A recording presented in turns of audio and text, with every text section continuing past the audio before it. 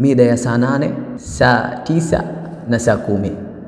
Huu ni muda ambao kama wanandoa msiuchezee. Jitahidini kuamka, kama sio kila siku basi mara 3 kwa wiki mfanye ibada. Swalini walau rakaa 2, alafu mzungumze na Mola wenu awajalie kizazi chema, ajalie ndoa yenu iwe na mawadda daima, ajalie mfunguliwe milango ya riziki, awajalie milango yenu ya riziki iweze kufunguka. Lakini vile vile hiki ni kitu ambacho kitawafanya mtapendana zaidi na zaidi.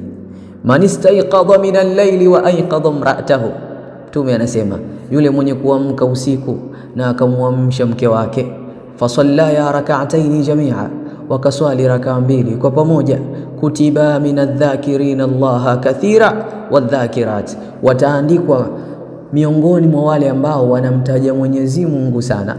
Sasa kuna khairi kama hiyo? Kuna khairi kama hiyo ndugu zangu? Mashaallah. Ha ana Yasin Al-Haythami, Allah kubariki.